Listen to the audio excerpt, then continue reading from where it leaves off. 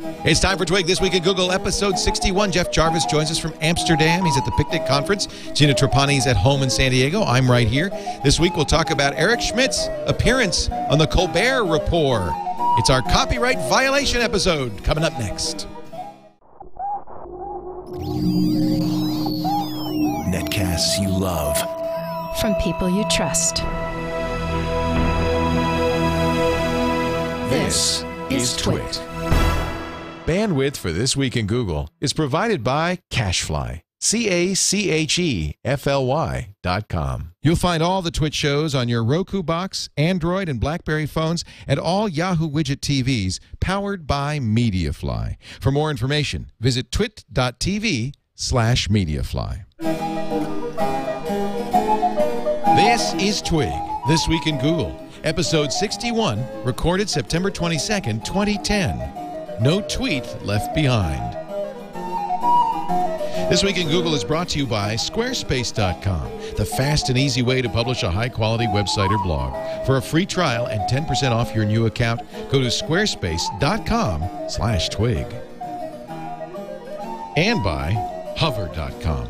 Hover is domain name registration and management that's simple. For 10% off your new domain, go to twig.hover.com. Hello, everybody. It's time for Twig This Week in Google and the Cloud. And I want to emphasize and the Cloud because sometimes Google's going to go out of business long before we ever do. So we'll have something else to talk about. Gina Trapani is here, 1 year older.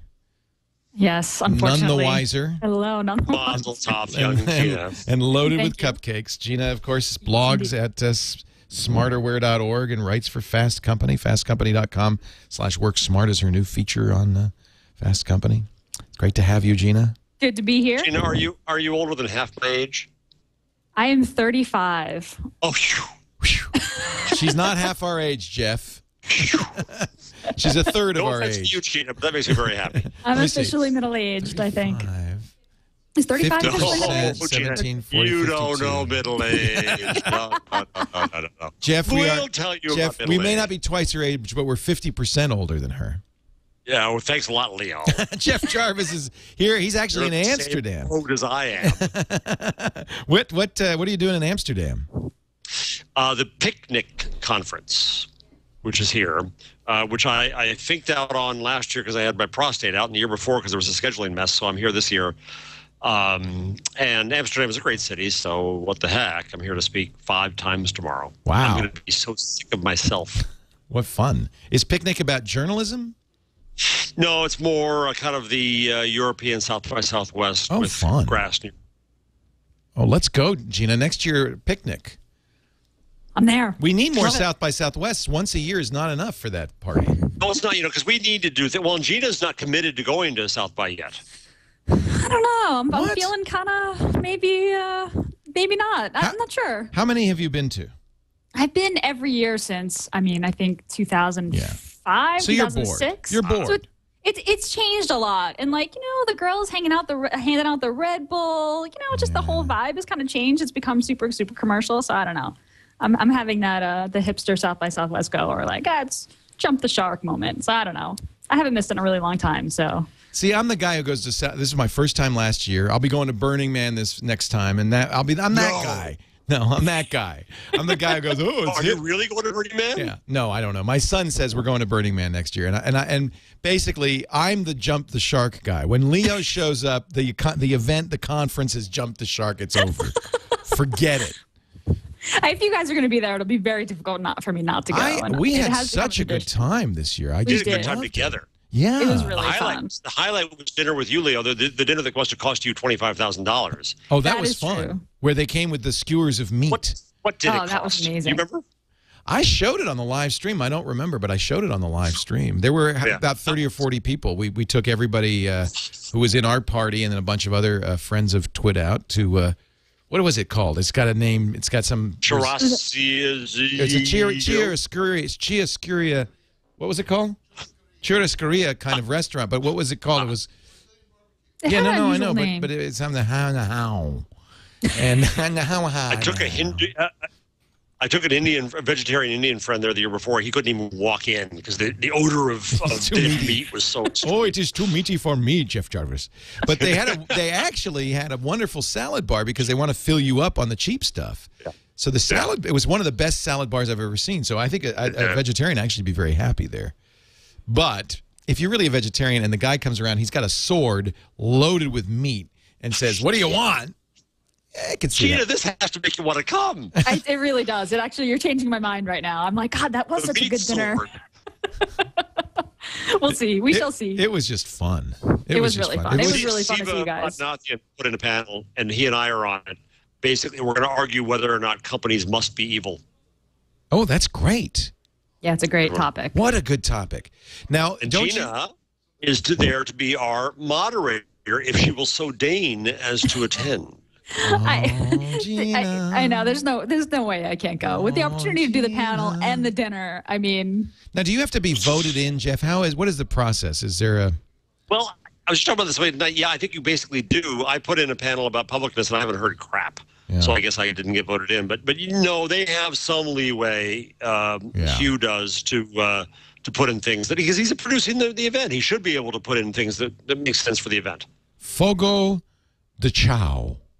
That's it. That was it. Oh, very good. And it's a chain. There's one in San Francisco, I'm told. It is a very good restaurant. I really enjoyed it. It was fun. And in fact, my friend, an engineer for the radio show, Luis, who is Brazilian, just lived his whole life there, said it's actually very authentic and very good.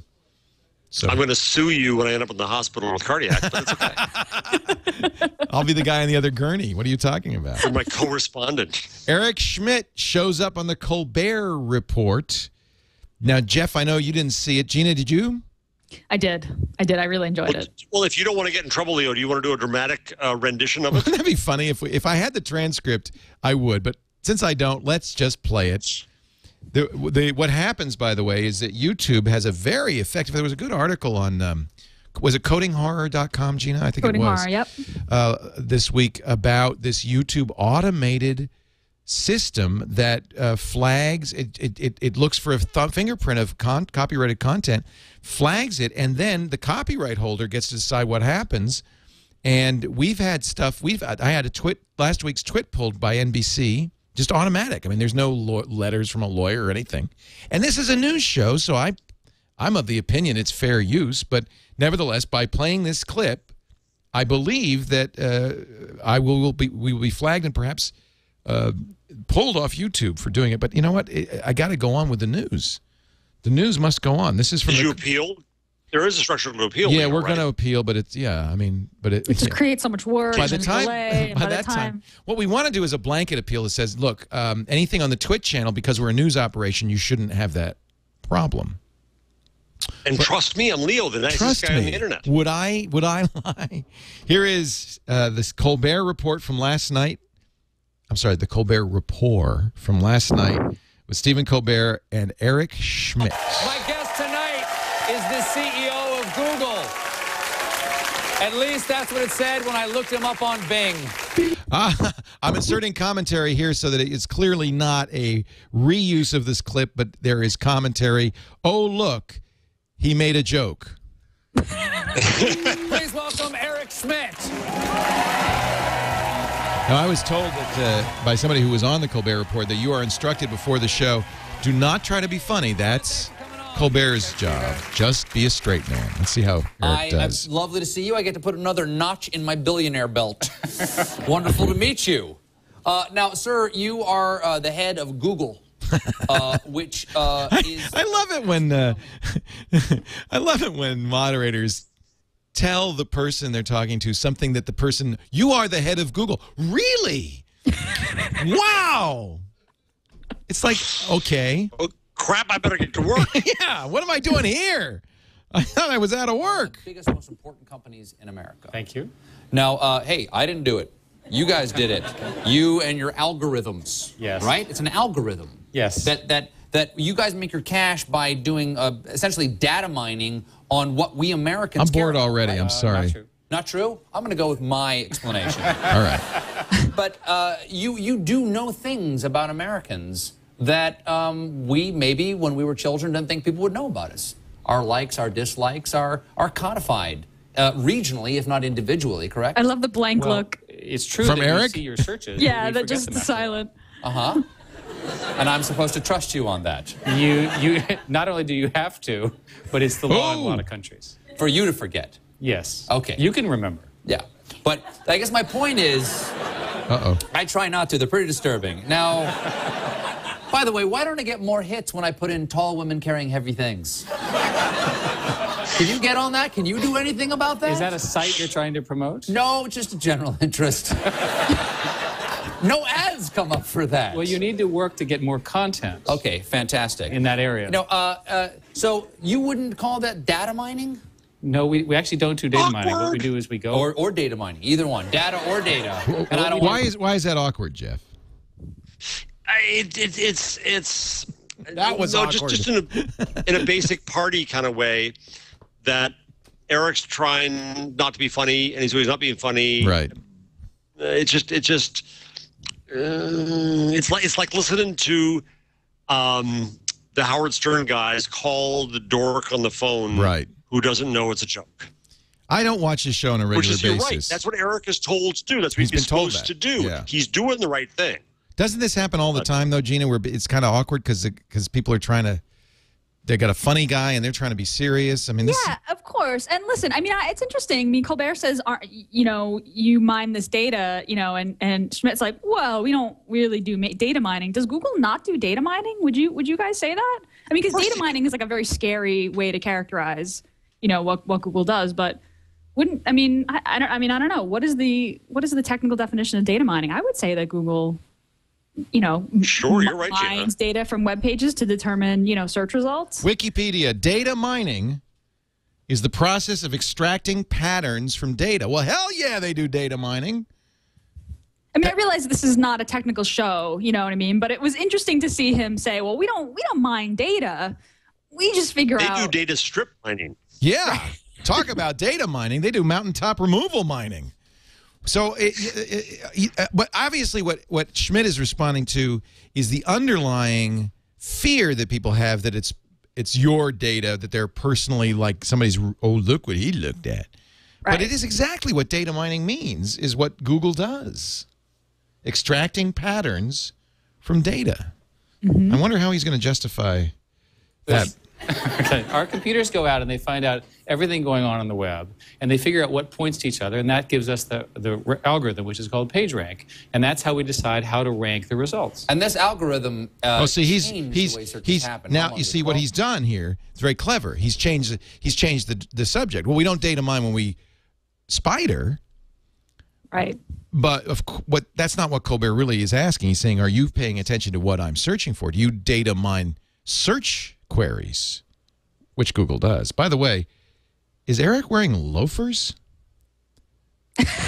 Oh, now I feel like we're being really mean. Well, I'm sorry, but brown loafers in a gray suit. I mean, to his credit, he did say Google forgets. Over time, Google forgets. And they're talking about two different kinds of data in this conversation. They're talking about like individuals browsing or search history, right, and then like the data on the web, the public data that's on the web. But there's nothing scary about the public data on the web. But that's what Schmidt did. He did a very clever sleight of hand, I thought. He redirected this. That was worthy of. He's clever. That's a politician's answer. Let's watch. Well, he's also Eric has had to learn not to try to be funny. His line about people being able to change their names at age 21, which I first heard 3 years ago. We've talked about in the show. He was joking. The whole audience laughed. Colbert When he said it most recently, the whole audience laughed. Base at the press, all irony lost, gets translated in German, all irony lost, and sledgehammer added. Right. And, he admits that it's a bad joke in this interview. Well, let's see. Let's see. Yeah. At what point will Google's algorithm become self-aware and turn on its masters? Hopefully not in our lifetimes. Okay. It turns out that this algorithm is pretty straightforward. It deals with really large things, enormous numbers of information, billions and millions. It's what computers are good for. Humans aren't very good at that. And humans aren't very good. Humans are not very good. Computers, that's why computers will eventually take over. Humans are not very good at dealing with billions of things, whereas computers are. I should scrub ahead of on this. Where does he? There's one China. Basically there's. Oh, he's Hong going to ask Kong about I China. talked about China, yeah. There's one China. Basically there's Hong Kong and mainland China. One country, two systems. Yes. We like the Hong Kong system better. Now, you famously said, and I completely support this, the idea that someday young people, instead of having privacy for the things that they put up on Facebook, being able to expunge that, since once it's up there, it exists forever, then one day they'll just erase their histories and change their names, and they'll be scot-free. It was a joke. It just wasn't very good. I guess that's too hip for the room. No, it just wasn't a very good joke. I was all for it. Because, I mean, I think it would be very enticing as an employer to go, you have no history and you changed your name yesterday. Welcome aboard. Seriously what? The serious goal is just remember when you post something that the computers remember forever. Whose computers? Your computers? Well, it's actually on the web. Google That's a very good point. Very good question. Whose computers? And we went kind of both ways. Like at first he said, well, Google's computers forget after a certain amount of time because that's a law. And then he says, but don't put anything online that you don't want kept forever because computers across the internet will remember it. Well, and this is, and I have to say, I think Schmidt has intentionally confused people. There's two kinds of data. There's the what's on the web data, the scrubbing data, and there's the search history data. People's privacy issues are all about search data, but when you post something on a website, Google saves that. Just go to Google's cache, the history. Yeah. Mm-hmm. And that's public information that someone has published. There's no reason not to save it. You published it. Exactly. Right. So, but I think... Well, there's a copyright question still not settled about caching. Right. In fact, I know... Even about scraping a whole site to analyze it, and though you don't serve it up, keeping it on your servers. Right. I think that should be allowed, but there is a copyright fight that's going to come at some point.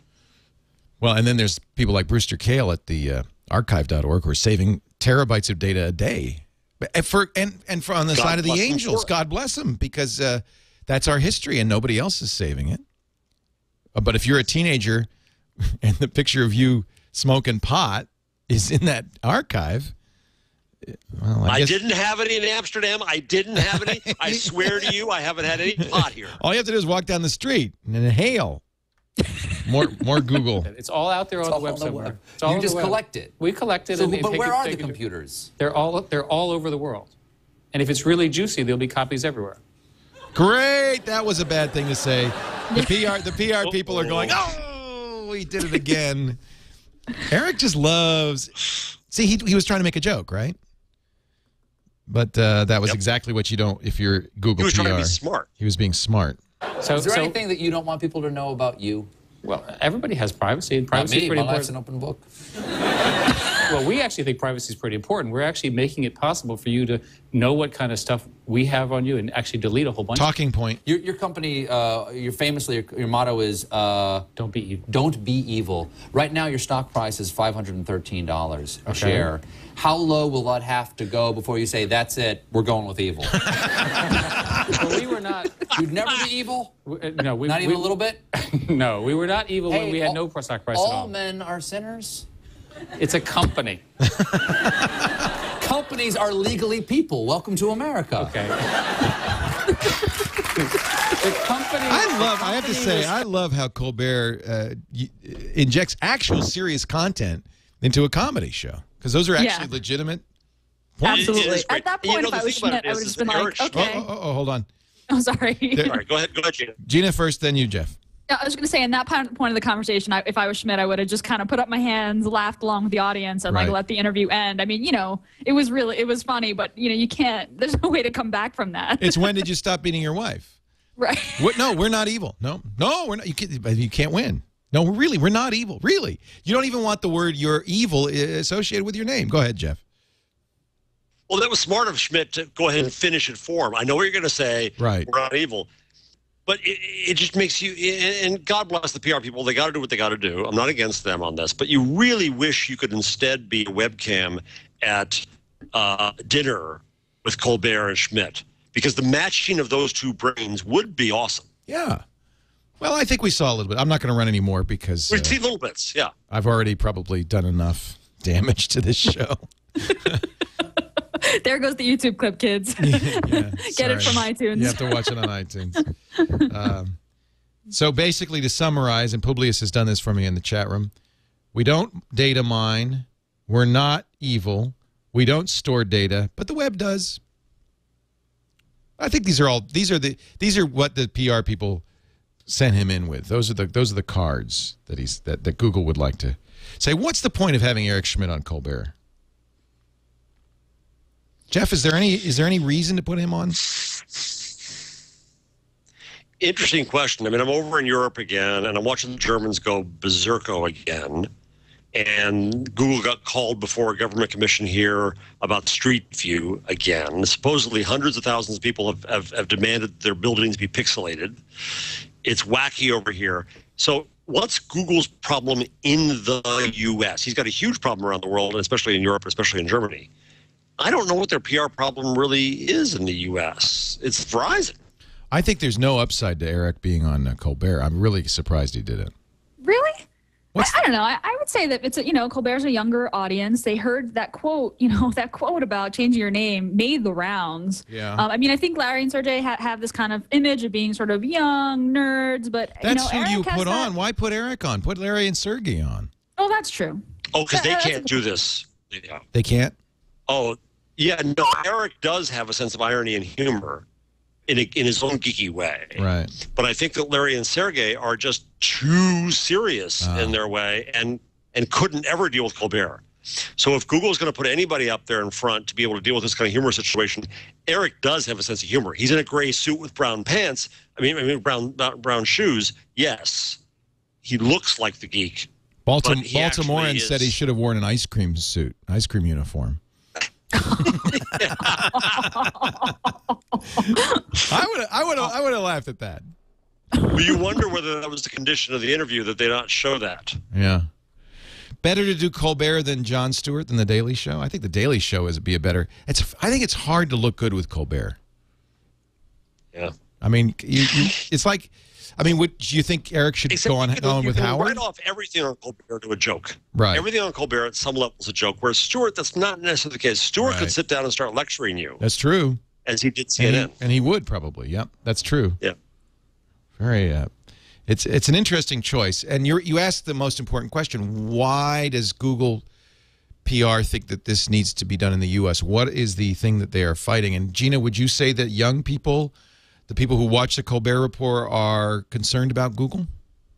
I mean, I think that he needed to come out and say that thing that I said about changing your name, it was a joke. It was a bad joke. I think that was probably worth doing the interview. I think so. Right. I mean, Jeff had said that, so I knew that. But I think that line really got repeated. And I think that, that young people that would watch the Colbert Report were aware of that. So mission accomplished. Yeah, I would say so. I mean, I think it was worth it just for that. I think so. We're going to move on. More stories to talk. Let me ask you this. Go ahead, Jeff. Yep. The issue that Google has now about not being cool enough for employees, is it even a hiring issue to make Google cool again? Maybe that's what's going on. I think there are other ways they could have done that. All they really have to do is hold some rock concerts on campus. Things like that. All right, we're going to take a break. We're going to come back with more. There's lots more to talk about. Froyo on the Droid X, a new Gmail client for Android phones, some new Google services, and a new way to find Google services. We're all coming up in just a second. Before we go on, though, I do want to talk about our friends at Squarespace.com. If the time has come for you to build your own website, Squarespace is the place you need to know about. Squarespace is amazing. I am a huge Squarespace fan. We use Squarespace for our Inside TWiT blog, inside.twit.tv. I'm moving the radio show to it. Squarespace is both hosting and software. So it is a content management system, but you run it on their servers, and there's a real advantage to doing that. You don't have to worry about security updates. They're done for you automatically. You don't have to worry about running out of bandwidth. Squarespace can survive any attack. We've never seen it be dug or slash-dotted or twitted to death. Squarespace really has some great technology behind their servers. Templates that aren't templated. Every Squarespace site looks unique. is an expression of the site's creator, and you don't need a designer if you're doing Squarespace. You'll start with a really great template, and you could do like my friend Kevin Rose at Dig does, which is use a very simple, basic theme. That's what he was looking for, very clean or simple. Or you can go, have something a little bit fancier, like Jeff Kanata from the Totally Rad Show. There's even, I mean, if you know CSS and JavaScript, there's nothing you can't do. Here's the Miles Davis fan site and blog. This is just beautiful. Beautiful site. Using the Squarespace gallery technology, the commenting engine. I got to tell you, it is just really a great platform for your blog, your website. If you're a photographer, go to squarespace.com/twig right now. You can try it for 2 weeks absolutely free. You don't even need a credit card. And if you decide to buy, use the offer code TWIG and you'll get 10% off. 10% off, not just for 1 month or two, but for the life of the site. Squarespace sites start at $13.33 a month, but even a gigantic, enormous, massive business site can cost as little as $32 a year. I mean, really, a month, I'm sorry, for a 2-year commitment. Really great stuff. Import and export from all the major blog engines. You give it a try, won't you? Squarespace.com/twig. We thank them so much for their support of This Week in Google. I was up late last night because my Froyo came in on my Droid X. This is, I have to say, and it runs great, it's fast and everything, and I've been using Froyo for a while on the Nexus 1, but it really underscores, as little as Motorola has done to customize this, it's really a shame that the carriers and the manufacturers do modify the basic Android operating system, because in almost every case, they don't improve it. You could make the case that some of HTC's widgets are pretty nice, but I don't think they improve it necessarily. Leo, I'm out of town, so I don't know if you talked about this on TWiT, but the Samsung tablet device, yeah, the fact that evidently it is not allowed to talk to a phone headset or anything in the U.S. and U.S. only. Is that evil? Well, they're carriers, you make a deal with the carriers. It's going to be expensive if you don't get it subsidized. So everybody's going to want to get the 3G version subsidized from Verizon, Sprint. But then you can't use it as a phone. But then you can't use it as a phone. You can't even use Skype. You can't even use Google. Really? Well, I don't know. How are you going to use it if you can't put a headset on? Well, that's true. Right. Exactly. You can't use Google Voice. And there's questions about whether you can even get a Wi-Fi only version of the thing. Right. Carriers are so evil. So I mean, and MG Siegler in TechCrunch, we were going to have him on in a couple of weeks, and we'll ask him at that time. Wrote a post. It's interesting because Mike Arrington over at TechCrunch is very much of a Android fan. In fact, he's a Nexus 1 user. Wrote a post this week saying, "God, I tried the iPhone. What a piece of crap! I can't make a call. I just can't make a call. It's worthless." And MG Siegler is saying, Android, how horrible. It's not even and so it's really interesting to watch. But one of the points MG makes is, how can you call it open when, in fact, because it's open source and anybody can use it, all we ever get is these closed, limited versions, Yeah, that was a good post. So open needs enforcement. That's a net neutrality kind of argument. Well, I don't know, Gina. I mean, if you open source something, you're saying to people, do something with it. Do what you want with it, right? That's what choice means. Yep. Yeah, it is. MG's post was interesting. It gave me pause, and I mean, his point was basically like, in practice, openness is not necessarily open. Right. So what can Google do? Can Google put as a part of their Android license, what carriers can and can't do with the operating system? I'm curious, on your Droid X, Leo, how is Froyo different than on the Nexus 1? Have you noticed that there are certain parts of the operating system? Yeah, a lot of it's different. For instance, I love the Froyo bar at the bottom, where you have the browser and stuff. Motorola modifies it so it's the same as the 2.1 bar, a modified blur bar that Motorola offers. So you don't get that as an event. What idiot made that decision? That's stupid, isn't it? Because that's an improvement that Google made, and they basically turned off. So as they listen to people saying they love that change. It baffles me. Now, okay, I have two things to say. One is Cyanogen. Yeah. Because it's open. Now, admittedly, you have to be a geek to take advantage of this, but because it's open, you have alternative ROMs, which you can put on your system. So you really do have choice if you know if you're a sophisticated user. But then someone could argue that the iPhone is just as open because you can jailbreak that too. Yeah. You know, once you get into that argument, everything is open. Well, you know, you could jailbreak it, but you can't modify the OS. I mean, true. We have access to the OS source code, so we can modify it. Also, I'm not running the stock, and I think this is somewhat because it's open. I don't run the stock Motorola Blur. I put Launcher Pro on there, which was a pick a few weeks back, which is an alternative launcher, which I like better than Froyo, and it works fine, and I get all the advantages of Froyo, and minus kind of the Motorola Blur stuff that I don't like. Actually, I get the best of both worlds because I can use there are Blur widgets that I like, I guess. I could use them if I want. There's some features in Blur I really like. Can you do this, Gina? Can you highlight a widget? Let me see if I can do this. Maybe it's not going to work on that one. Highlight a widget and then resize it on your standard Nexus one. No, I'm trying it with Pandora. No, all I can do is trash it. I can't resize it. So see, I can tap and hold, and it's like a window, and I can drag it and make it different sizes. So I can fill up as much of the screen as I want with this widget. That might be a per widget thing. What widget is that? Well, this is a Launcher Pro widget, but it doesn't seem to be per widget because I can do it with the Audible widget as well. Can you do it with Pandora? Let me see here. I have that one as well. In a truly open source world, that just means something that the community could then choose to implement. I can do it with Pandora.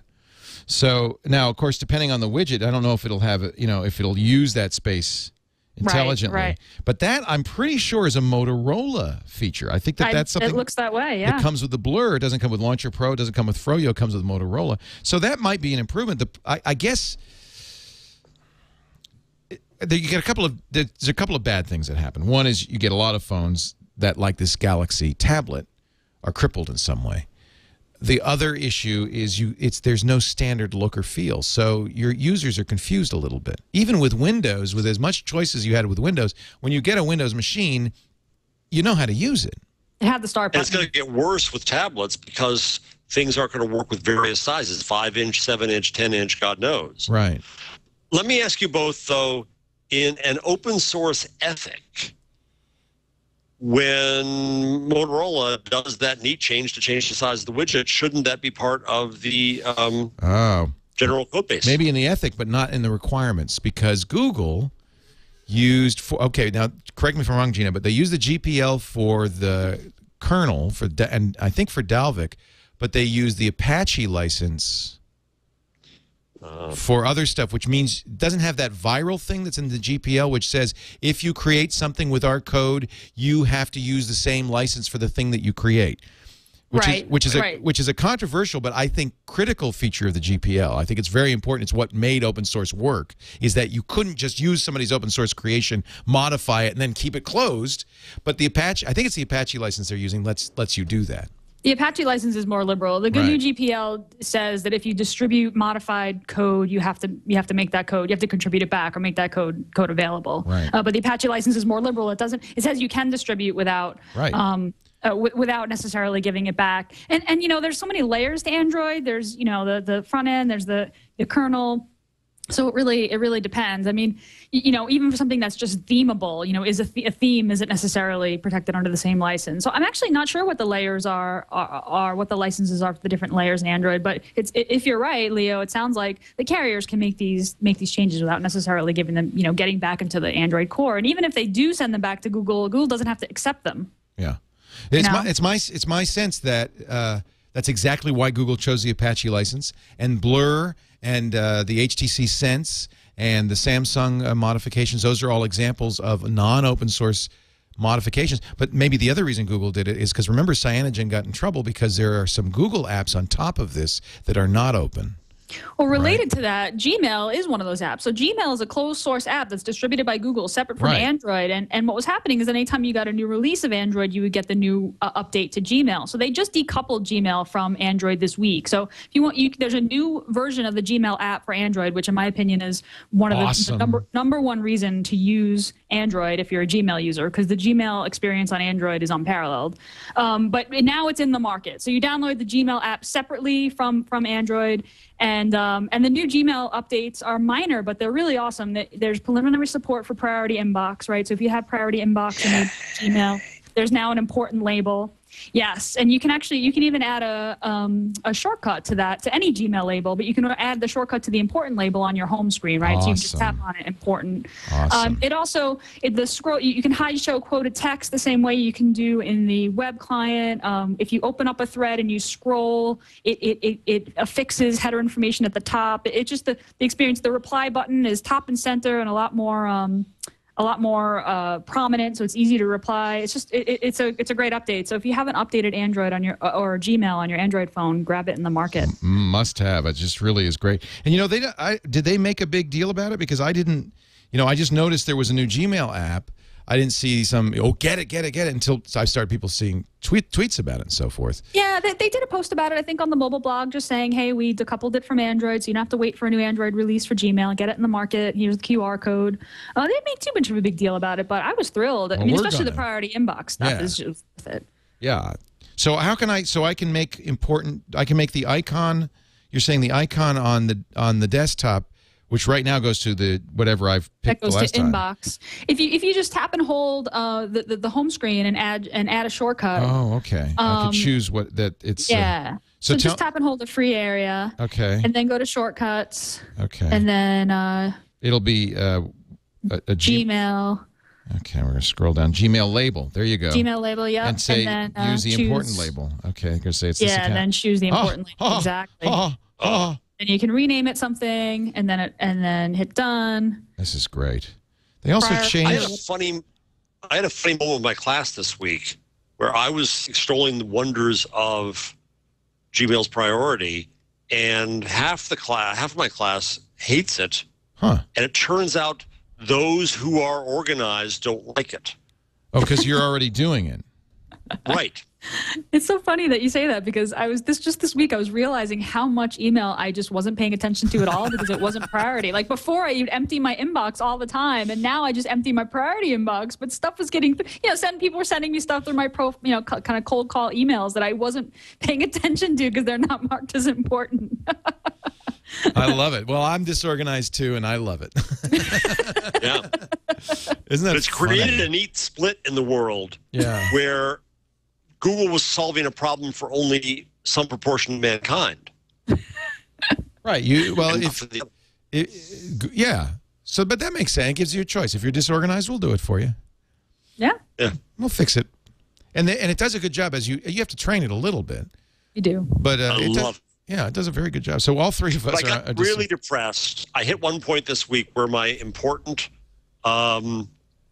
thread went more than one page. Yeah, and I said, that's "Oh bad. no, Jarvis, here you go."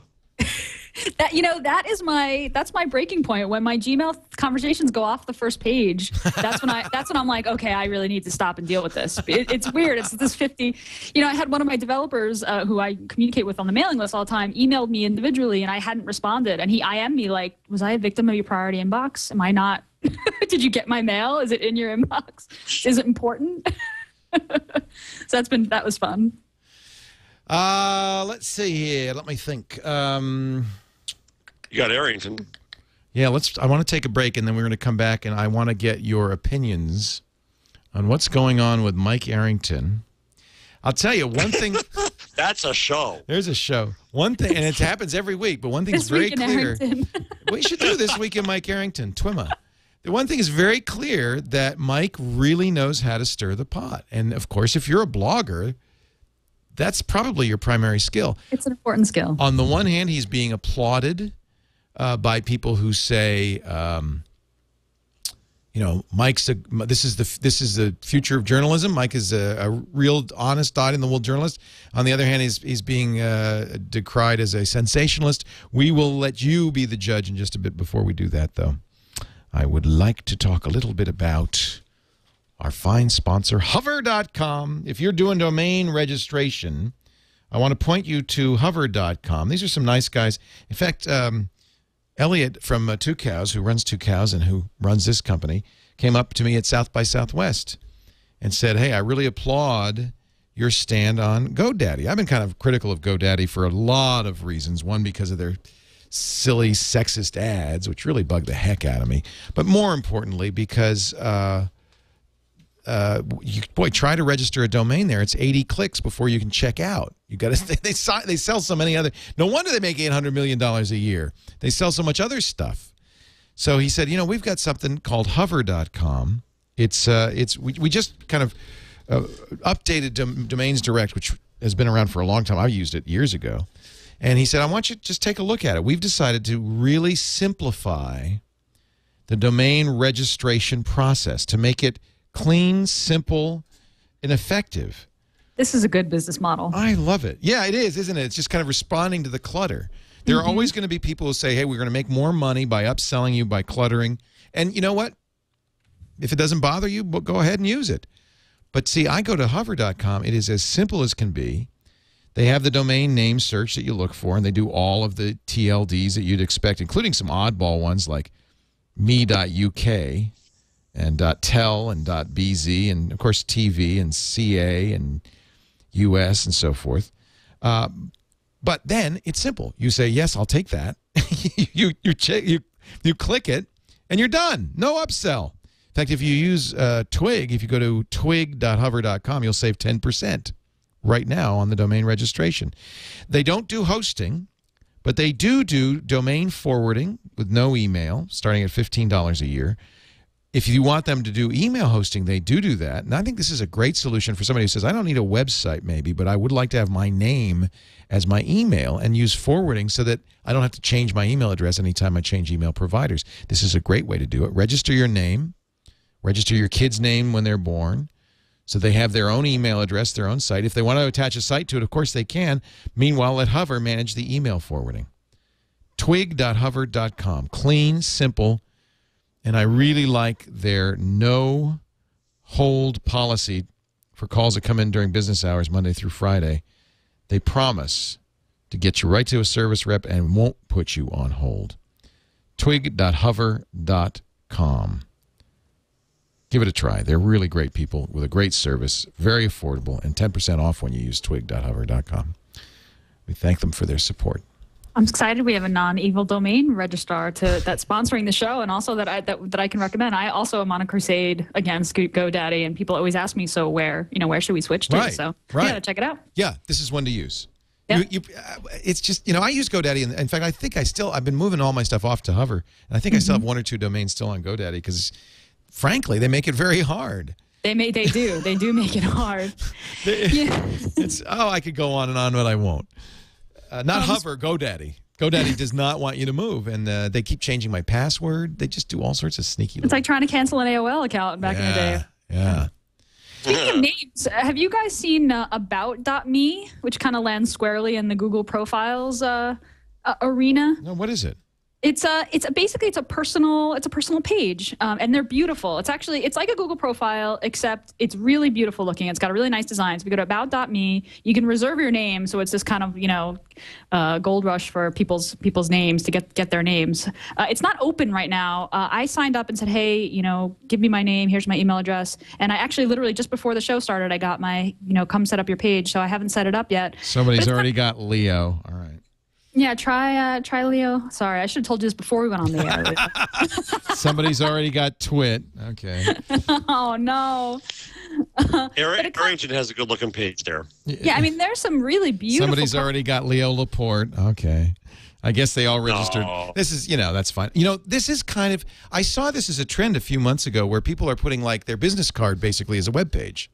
Right. If Flavors.me is a similar service.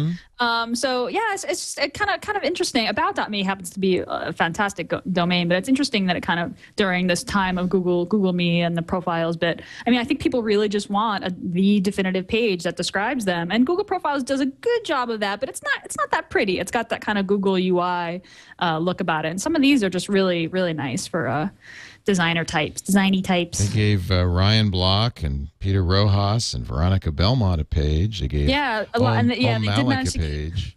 They got a lot of the A-list to try it out. Howard Lindzon has a page. Well, I guess I won't be going there. Well, I can't get my name. Wait, so Leo Laporte is already taken? Yeah. But this is a Chris, it looks like Chris Sacca's the #1 person. It's probably a Chris Sacca site. Here's Veronica's site. So this is cool. So you put a picture, you put what your Twitter is, you put your bio. It's not that's it. It's one page. Yep. And I believe it does some social media, you connect your social media accounts, and it does some analytics there, which like I said, I haven't set mine up yet, so I haven't seen that. But on the front page, you can see there were some graphs. And obviously, I'm interested in this because of ThinkUp. So I don't know, I'll try it out this week. Are you going to be Gina Trapani? Gina, what are you going to be? Yeah, I'm going to be Gina Trapani. I'll just be my full name. Why not be Gina? Or what's the argument pro and con on Leo Laporte, or Gina versus Gina Trapani, or Jeff versus Jeff Jarvis?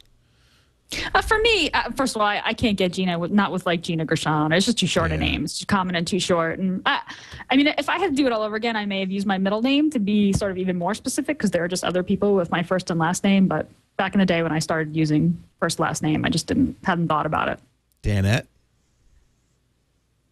Bernadette, Marie. Marie, of course it's Marie. A nice Italian name. Of course, a nice Italian. Maria. Oh, that's Marie. Yeah.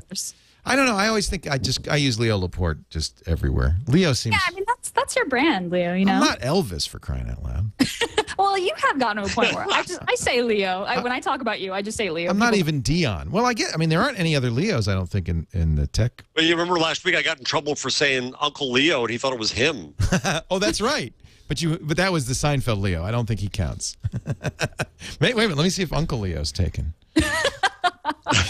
Now that I could live with. I'm sure you could talk to the About Me folks and get Leo Laporte. I think this is an interesting. It was a hipster trend for a while, and mostly web designers who would create this wonderful, beautiful, like business card page. And sometimes people just use, and you could do this at Hover, by the way, GinaTrapani.me. Yep. Or .name, I think. .name, yep. Yeah. That's pretty. But if Google doesn't point to those pages, then they. Well, that's why the profile ultimately doesn't it have the inside track and all this? Yeah, I think so. We'll see though if they ever take advantage of it. I can't get Uncle Leo. No. Anyway, I didn't mean to derail the conversation. I had just been thinking about it. No, it's a good conversation. So Mike Arrington, a blogger walks into a bar. Actually is actually kind of the title of his a blogger walks into a bar is his TechCrunch post. Mike Arrington, again, showing he's just brilliant in terms of driving traffic. Mike hears he was tipped off, he says, and Mike's a storyteller, so some of this may be, dramatization. Yesterday, I was tipped off about a, quote, secret meeting, end quote, between a group of, quote, super angels, end quote, being held at Bin 38, a restaurant and bar in San Francisco. I was told, do not come. You will not be welcome. So I did what any self-respecting blogger would do. I like it that Mike said blogger. For some reason, that kind of like validates it, right? I drove over to Bit 38, parked my car, and walked in. And you got to commend him for doing that. Right. Thumbed his nose. At the back of the restaurant, a private room was... By the way, I think that's... Right there, that's distinctive, good... I don't know. Is it journalism, Jeff? What do you call that? Yeah, of course it is. Yeah. But that's the thing is that, as you talked about this, Leo, before, I was thinking that there are the accidental journalists. Arrington never intended to become a journalist. No, he's a lawyer who wrote about this stuff because it was going to help his VC fund. Right. Henry Blodgett, an analyst who went through hell and comes back out and is a journalist. I hesitate to throw Mark Cuban in there, but he's investing in things that are quasi-journalism. I like that. These are people who believe in journalism, who believe in finding stories and telling the truth to people. That's friggin' journalism, and that's what Arrington does in this case. Now, one could say that he was off in the conclusions that he drew, but in process journalism, which he and I talk about each in our own way a lot, that's part of the story. Hey, these guys were out at dinner. What do you think happened? You think they were doing no? You think there was okay? You tell me what you think. But it's worth asking you, isn't it? And that's what it is. That's a new kind of journalism. He said in the back of the restaurant was a private room with a long oval table. Sitting around the table, Godfather style. Or Last Supper style. I mean, it could have been were 10 or so of the highest profile angel investors in Silicon Valley. These investors, known as super angels because they've mostly moved on to launch small venture funds of their own, are all friends of mine. I knew each person in the room very well. Very, very well, he says. I certainly didn't think anything was amiss. I expected a friendly hello and an invitation to sit down for a drink or two before being shooed off while they talked about whatever they thought should be kept off record. Instead, it went something like this. Me, hey, person who was talking. Oh no. Me, hi, I heard you guys were here. I wanted to stop by and say hi. Them, dead silence. Me, so, them, deafening silence. Me, this is usually where you guys say, sit down, have a drink. Them, not one sound. Me, this is awkward. I guess I'll be leaving now. He says, I've never seen, now this is where, okay, so far so good. This is where it goes downhill. I've never seen a more guilty-looking group of people. He says, lively conversations often die quickly when I arrive. I've learned not to take it personally. Well, I don't know if that's the case, but I did sniff around a little after. I think he takes it very personally, but I did sniff around a little afterwards, and I've spoken to 3 people who were at that meeting, and this is where things got interesting. He says these guys were colluding. They decided they wanted to counteract Paul Graham's Y Combinator because of its growing power. They were complaining about rising deal valuations and deciding to act as a group to reduce those valuations. Which would be a definition of collusion. That's collusion and illegal. The clearest definition. I don't know. Is it illegal? It would be illegal if companies... Isn't that price fixing? Well, but is there a price? This isn't a price. This is how much we're going to invest. I don't know. Is it? Well, no, but it's morally wrong. I'll grant you it's morally wrong. I don't know if it's illegal. I don't know if it's a legal issue. Well, but the weird thing is price fixing usually happens on the sell side. Right. This becomes price fixing on the buy side. You and I can collude not to pay more than a certain price for a product. In fact, if I can get everybody in the country to say we will never pay more than $5 a year for domain registration, is that illegal? No. That's called consumer action. Yeah, but investors ain't consumers. Well, I admit that certainly it's ethically challenged. Whether it's illegal is the question. Yeah. How the group can act. It is fascinating. Yeah, and how the group can act together to keep traditional venture capitalists out of deals entirely. You know who it, of course, and who it harms is the startup trying to get money. Apparently, there's a wiki. He says one source says there's a wiki that the group, which the group explicitly talks about how they should act to keep valuations down. Oh, is that stupid? If there's a wiki, that's a mistake. Now, Dave McClure, who was one of the guys there, said, this is bogus. We weren't talking about anything like that. We were drinking and having fun. We just didn't want Mike to be there. He says, Mike, you don't get invited to everything. I don't get invited to everything. That's just the way it is in life. On the other hand, Mike's Henry right, Blodgett. These guys now have enough power. Right. Well, they could be. You've got to be careful. They could be colluding. Henry Blodgett. I mean, I sat in meetings in the newspaper industry where they made sure there was a lawyer in the room before so much as the wine was ordered. My father walked out of a price-fixing meeting back in his day. One of my things I'm very proud of him for. And that's part of the issue of the newspaper industry with this idea of everybody going behind a paywall. That is collusion. And the newspaper industry is going to the feds trying to get antitrust exemptions so they can just talk. So these guys hold a power in a market. And they may think they're innocent. But so and they may well be, and the intent may not have been there, but Arrington, one way or another, raised a really important issue. Good. So we're Fred Wilson on his post saying, I don't think anything bad happened, but boy, I'm glad he did it. Now, Fred is here's who exactly was there. Fred is a VC who might be somebody who would be harmed by this. Yes. Because Fred's a VC rather than an angel, though VCs are more and more and more becoming angels. Right. Fred is investing at the level that he wants the system to be doing. He never would. Putting in much smaller stakes in much smaller companies because that's the new reality. So VCs are now competing with angels. Angels can glom together because they do in the VC's world stupid stuff. and now they can hold a sway. And you see, so you've got the seed accelerators like Y Combinator, BetaWorks, Seed Camp versus the angels versus the VCs.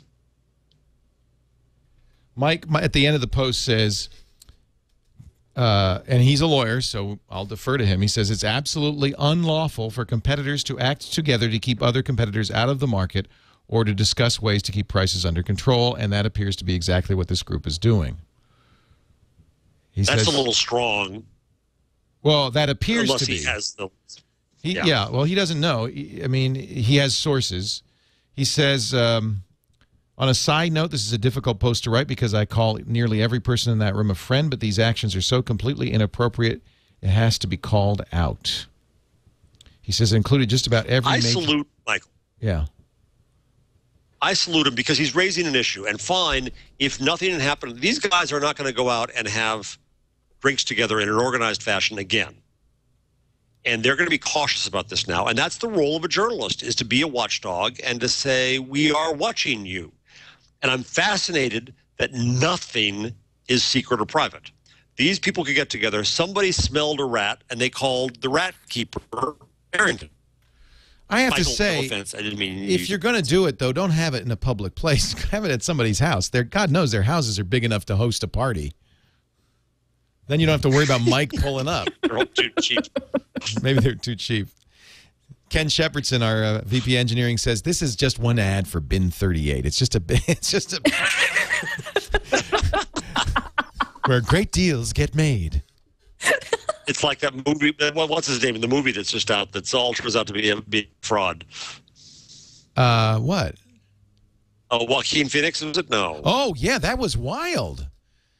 Yeah. That whole thing that he did on Letterman with the beard and he was like stoned out, that was all an act, and it was for a movie. There was a weird fake documentary about a guy who was weird. Man, that's commitment to your art. Be willing to have the entire world think that you are a drugged out nutcase for your art. So, that's Gina, like Mike. do you think that Arrington was right or wrong in this? I'm not sure. I'm not sure. If it were somebody besides Mike, let's say it. If it were anybody but Mike, we'd all go, yeah, that was great. That was the right thing to do. I think that that's a very good read on the situation. Yeah, I'm hesitating to say that I think he did the right thing because Arrington is, he's funny. He likes to stir the pot. He's big drama. He stirs the pot exactly. So yes, I agree with Jeff, but I don't trust Arrington fully. So that's why I'm hesitating. I'll be honest. Sorry, Mike. Right. So what you're saying, Leo, I think, is that Arrington went with this in a journalistic sense prematurely. The New York Times would have verified more ill-doing before having said it. But why in Arrington's view of process journalism, he throws it out. Well, and that, of course, we know that. Mike, and this is the only problem I have really with TechCrunch all along is that he will get a source and he'll go with it. And he's even said, and I'll correct it later if it's wrong. And that's why I underlined right at the beginning that he said as a blogger. He didn't say as a journalist, as a reporter, as an investigative reporter. He said as a blogger. And I think even he is consciously saying, explicitly saying, that I'm going to throw these accusations out, even if they're unfounded, unsupported, even if they don't stand up to a test that a journalistic entity like the New York Times would insist upon. I, as a blogger, I'm going to throw these out. And that's what to me is the most interesting about this. I think we could acknowledge if it were anybody but Mike, if it's Ryan Block who wrote this article. Well, first of all, I don't think anybody besides Mike would jump to this collusion thing. Well, anyone with a history of being a little more measured, I think we would take this a little more seriously. Well, this is what we're saying, right? I mean, yeah, and Mike's. I'll clean up the mess later. I'll put it out there and clean up the mess later. That's his MO. Right. And that's fine. That's one way to do it. But it just means that people aren't going to take you as seriously. Right. Yes, exactly. So he's never been, secretive about that. He says that's what I do. Yeah. And Mike, this is the price you pay, is that people go, well, Mike's saying it. Exactly. But when I went to work for a big media company, I was trained in the sensitivities of the company to, number one, union stuff, and number two, antitrust, because it had been burned before. Right. And that kind of meeting would never happen in the newspaper industry. And if it did, and I'm not saying, I take it back, it would happen. But if it did, certain people would run away from it knowing that there was trouble to be had. Yeah, I think it did happen in relation to paywalls. But I think certain people in the industry would say, I'm not getting anywhere near that because it's trouble. So Arrington, I think, went too far in how he expressed it. He could have expressed everything he said as a question. Yeah, what if? Gee, why would these people get together? Right. Well, he says he has sources who were at the thing. Dave McClure is at the thing, said, this is bogus. We got together to shoot the breeze. And, it's he said, she said. But, we're not. Well, here's the funny part, yeah. All the people there, they're starting to there's now lists coming out of who was there. So they're all now, I forget that game theory thing, but they're now all looking around at each other wondering who called Arrington. So they don't trust each other. You're right. This is the funny thing. He has instilled a lack of trust in the most powerful angels, in the most powerful industry in the world. That's funny. Which you have to kind of appreciate that. You do have to appreciate that. You have to appreciate Mike in general. I mean, the guy is very good at what he does, week in, week out. He comes up with this stuff. 3 days ago, he said Facebook's doing a phone. Equally... and Facebook denied it, and he said the PR people are on the need not to know list. This is Mike. For Mike, this is perfect. He says, my sources says Facebook is doing a phone. It makes sense based on Joe Hewitt being there and the Android guy being there. And I love this defense of his story. Yeah, that's what Apple and Google said when I said they were doing a phone. Oh, well, that proves it. But so really what I'm saying is this is the new era of blogger journalism. And for blogger journalism, as opposed to traditional journalism, getting the page views is all that matters.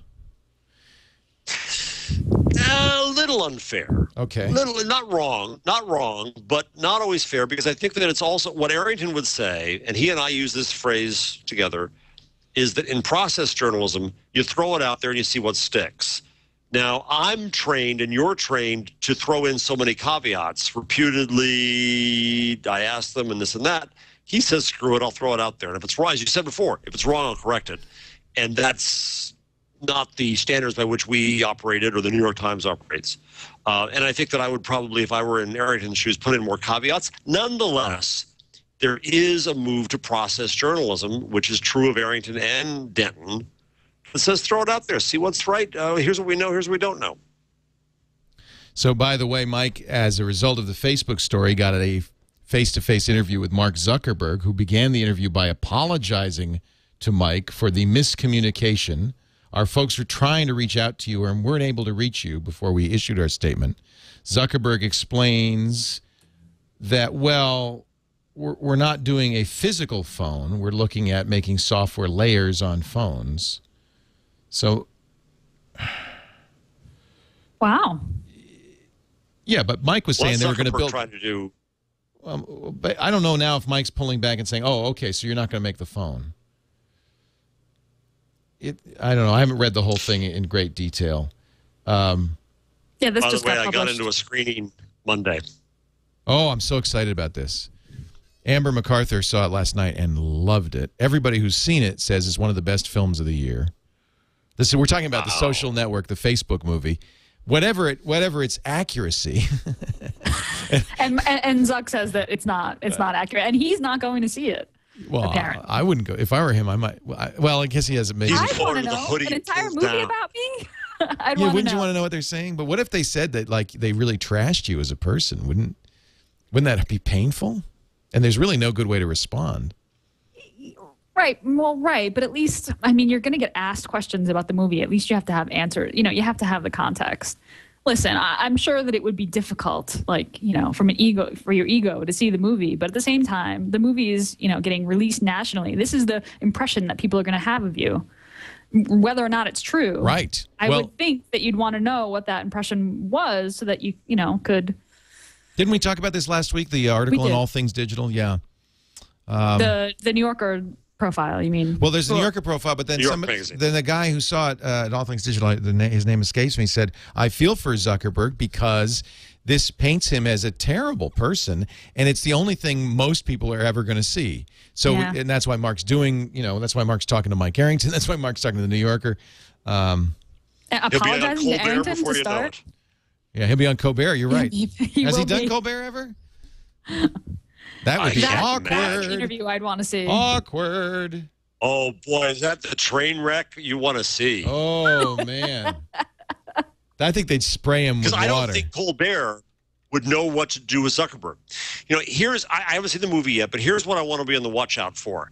I wonder whether there is a geek bigotry backlash coming. You mean anti-geek? That these geeks have taken over the world. And we don't understand them, and they're all weird. Yeah. And we're going back to the jocks making fun of the geeks. And that's what I'm afraid of here. It always goes back to that. I haven't seen it yet. We'll see. You know what, Jeff? It always goes back to that, especially in the U.S. I don't know. You're more an expert on international, but in the U.S. we hate intellectuals. We will always hate intellectuals. They'll always have that egghead, yes. and especially I think when they're billionaires. Yeah, yeah, even more. Yeah. So if there is even this short period of honeymoon period over geeks, it ain't gonna last because eventually people are gonna. They're too smart. I don't like smart people. You're rich and smart. And when I did get the chance to sit down with him for an hour straight on the book, I was kind of looking, and this is I can't say this. There's no way I can say this right, so I'll just say it. Is that I was looking for popular renditions of Asperger's. Right. Right. Is this some kind of commonly held character trait? Yeah, commonly held or common characterization of Mark is that maybe he's got a little Asperger's or something. Maybe he's got some social issues. And I didn't see it.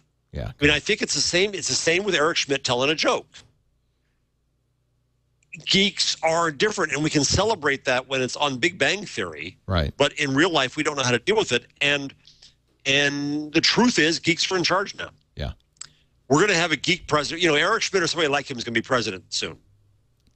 Then I'm a little scared. Is he going to wear his ice cream cone suit? Hey, kids. Vote for me. I already know everything about you. Will we have, arguably we did have a geek president. His name was Jimmy Carter, and he was thrown out of office in 4 years.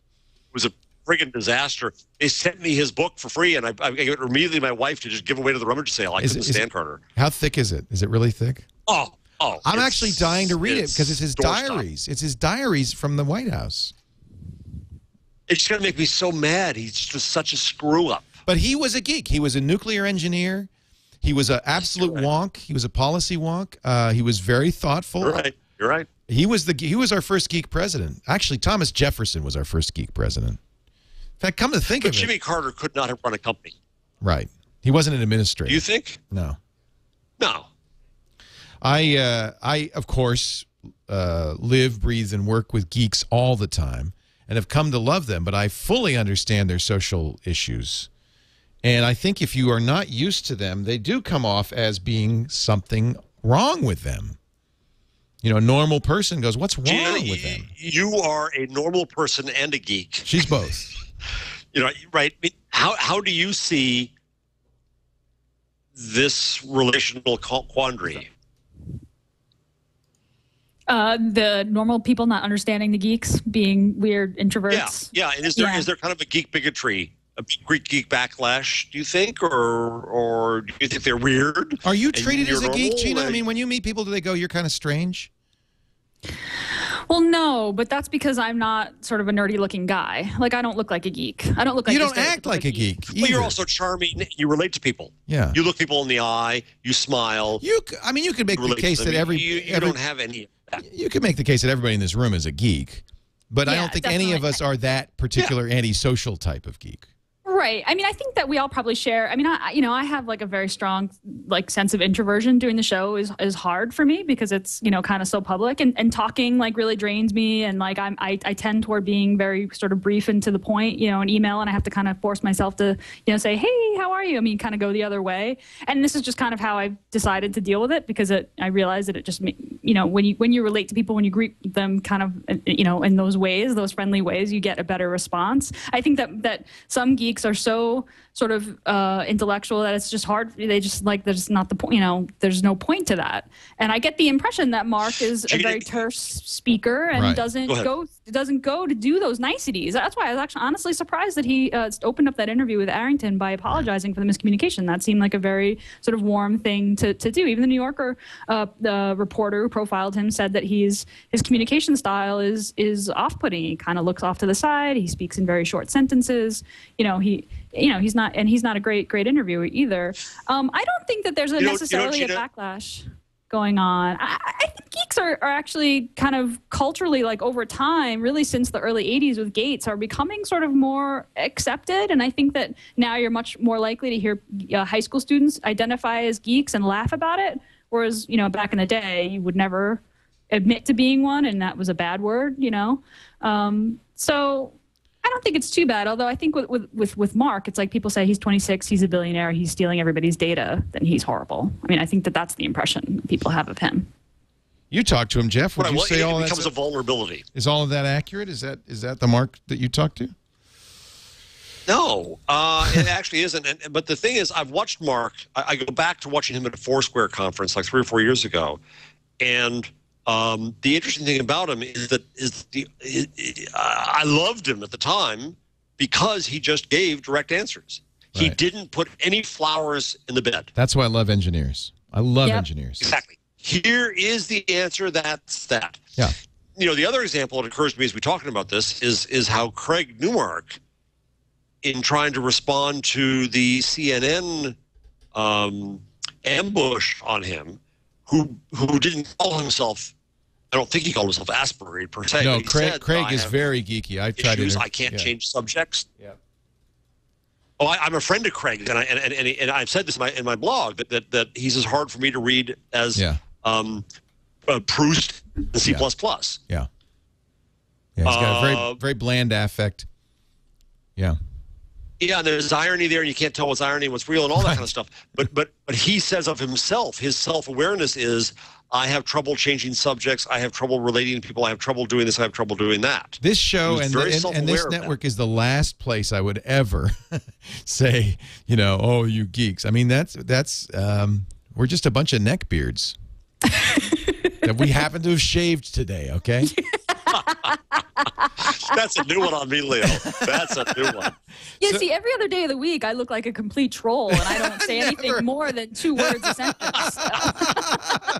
I just transform into, the Twig Princess on Wednesday, just for you guys. So Rotten Tomatoes, this is the chat room just sent me this link to Rotten Tomatoes. It's only 7 reviews so far, 100% on the tomato meter. Only The Godfather and Citizen Kane come close. Yeah, I'm going in suspicious. We'll see. Hey, is there Aaron Sorkin, David Fincher?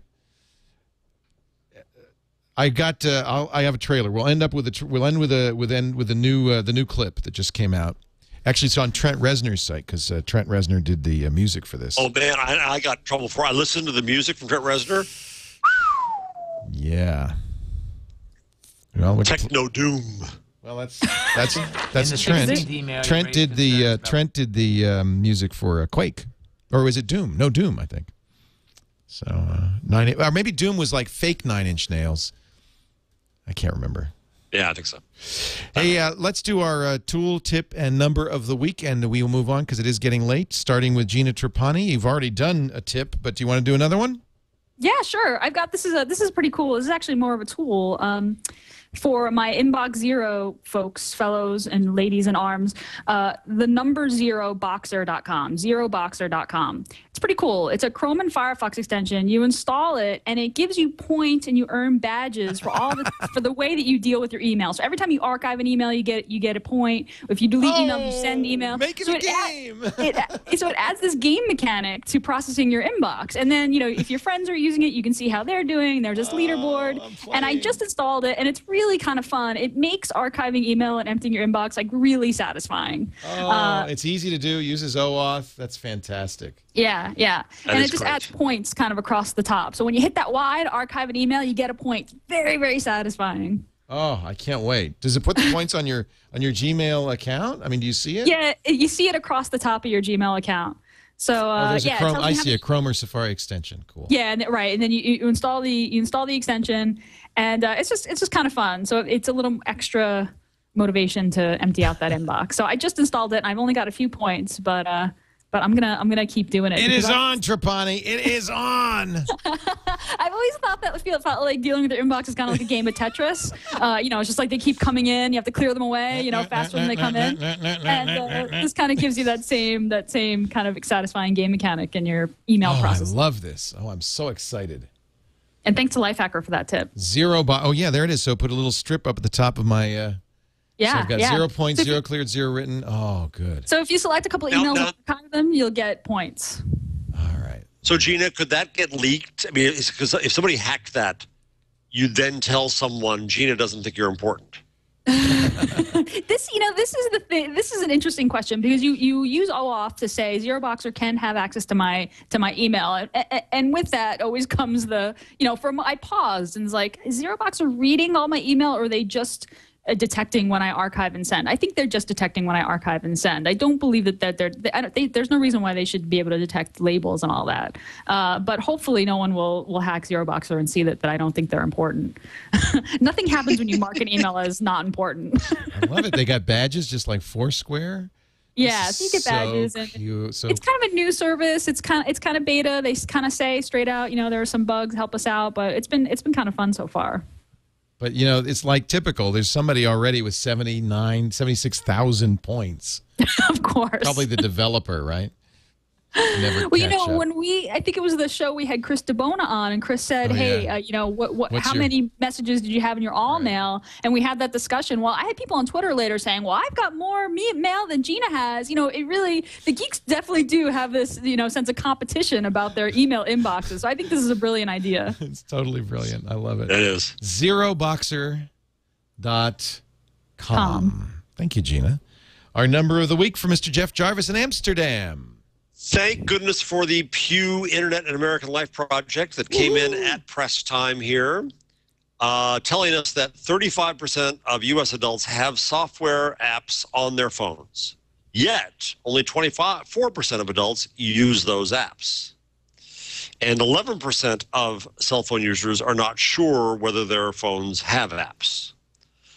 Among cell phone users, 29% have downloaded apps to their phones, and 13% have paid for them. So this is the argument about how much has the apps culture taken over life. Yeah. I think it's a little bit overblown in the idea that this is just one thing we do, and fine, I download an app once. And I still want stats on the unused portion of life, right? How many, we talked about this last, how many apps are not updated on their end, on the supply end, and how many apps have I downloaded that I have never used or haven't used in N months on my end? I don't want to know that. How many tweets go unread? Oh, that's the big stat to me. That's depressing. Huge number. And, I guess you could say the same thing about the same calculation. Blog posts aren't read by most people on the earth. That's fine. But you supposedly subscribe to or follow tweets. And I go through, I haven't done it, if I go to I've been gone all day going to saunas in Amsterdam, which are very nice, by the way. And, I'm going to end up I can end up with 3,000 tweets in my feed that I just then ignore. Do you think it's possible that there are unread tweets in the world? Like that a tweet fell in the forest? I guess so, especially if you have 20 followers and they're not good at reading. Absolutely. Sure. Sure. This is our new I know, it's platform. sad. When I run for Geek President, no tweet left behind. No tweet left unread. Yeah. Look at how depressed we all are at the thought of one of our tweets not getting read. Like, we're such broadcasters. We're like, that's horrible. I can't have my reason for existence. We're just so horrified. Hey, I got a number for you. Zynga, the folks who do Farmville and all those other Mafia Wars and all those others. Speaking at Oracle's Open World, their CTO offered some interesting stats. Zynga moves 1 petabyte of data every day. What? Every day. They add 1,000 new servers every week. What the hell? What the hell is right? So you go back to Clay Shirky's cognitive surplus. Clay, sorry, they're not using it to make Wikipedias. They're doing it to feed fake cows. It was Gilligan's Island. Now it's Farmville. Oh, man. Yeah, boy. A petabyte a day. That's an unimaginable amount of traffic. That's I amazing. used to cover conferences in San Francisco. My favorite one to go to was the gift show. Because the only thing that required in that show was that absolutely everything on that floor was useless. Utterly, completely useless. Wow. And that's what the thing is. That's what Farmville is. There is no socially redeeming value whatsoever. But it's fascinating when you think, like, when a human is given a very clear cut out task, even if it's completely virtual, I will do it. That's more attractive to do than do crap in life, because life is just messy and sloppy and not as well defined. Yeah. Like, from a productivity standpoint, it's really fascinating. That's why geeks like it. It's neat. It's tidy. It is. It's like cleaning up your desktop. Yeah. It's why I think Windows sold so well for so many years, is because it gave you some things you could tweak and stuff, and it gave you stuff to do on your computer. And I'm sure it's probably why Android will do well too. Our tool of the week, and I know you noticed this as well, Gina. Google has announced Google New. So this is who knew? It's google.com/new products. You go there and you will see all the new things from Google. In fact, there are so many new things from Google that you can select by product to make it easier to find. I wonder if there's anything new in Orkut lately. Why, yes, there is. Why, yes, as a matter of fact. So if you want to keep up with the Googleverse, you can do what we'll be doing every week from now on, visiting Google New at google.com/new products. And now let's end, shall we, with another little clip. This is from Trent Reznor's site, nulico.com. Another trailer from The Social Network, which is coming soon. Gina Trapani is the blogger at smarterware.org. Thank you, Gina. Thanks for having me. Great show today. Her Work Smart series is on at Fast Company, fastcompany.com/worksmart. Yep. And she'll be here next week if the cupcakes don't kill her. And Sugar Shock. Sugar Shock. Jeff Jarvis is in Amsterdam. He's the author of What Would Google Do? A fine book available in better bookstores everywhere. And, of course, he blogs at buzzmachine.com. Thanks, gentlemen and ladies. Lady and gentleman. And we will see you next time on This Week in Google. And now, The Social Network. Is that a question? In the 16th email, you raised concerns about the site's functionality. Were you leading them on for 6 weeks? No. Then why didn't you raise any of these concerns before? It's raining. I'm sorry? It just started raining. Squirrels. Mr. Zuckerberg, do I have your full attention? No.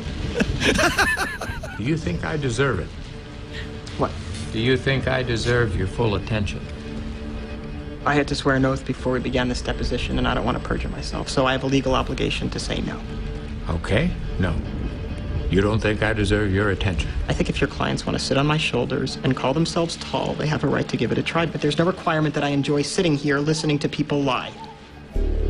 You have part of my attention. You have the minimum amount.